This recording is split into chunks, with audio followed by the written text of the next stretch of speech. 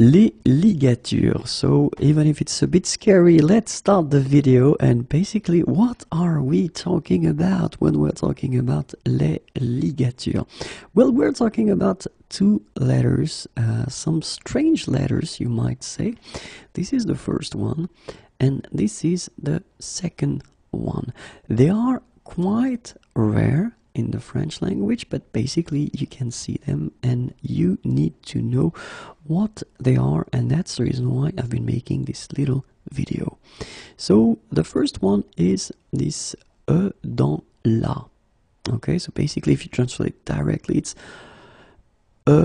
inside or in a, and that's the reason why, because if you look carefully, it's only one letter here, and like if these two letters were glued, okay, or connected like that, so it's e dans la. Let's see a few examples of words that use this e dans la, and the first one is curriculum vitae, the second one is ex aequo, then etc., and then ad vitam aeternam. And so if you look carefully at these words, you realize that this letter is coming directly from Latin.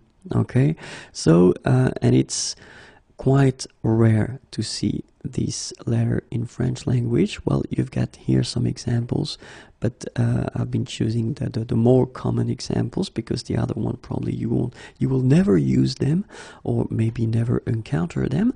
But anyway, it is rare, but it does exist, and it can be a challenge in some cases for some of you to write this letter correctly if you want to write it with your computer, because you've got to go through insert and then after that symbol.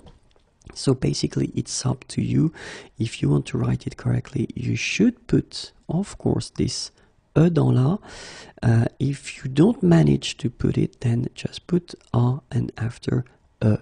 Maybe your computer will correct it automatically, you never know. Okay, the second one is this one, and it's e dans l'eau. So basically the same concept, so e inside o.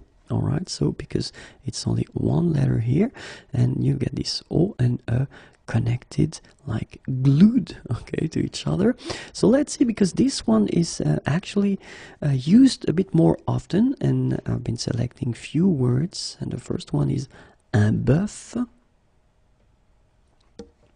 un cœur, un cœur. It's actually quite interesting, because even if you write them differently, you pronounce them the same way. Un œil, un œuf, une sœur. Okay, so un bœuf, un cœur, un œil, un œuf, une sœur.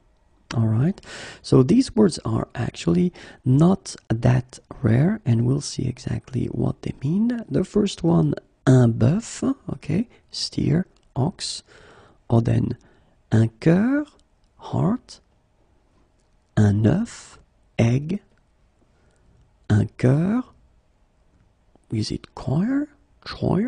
I'm not really sure about the pronunciation in English, sorry about that, I don't want to make any mistake. Then we've got un œil, eye, and then une sœur, sister.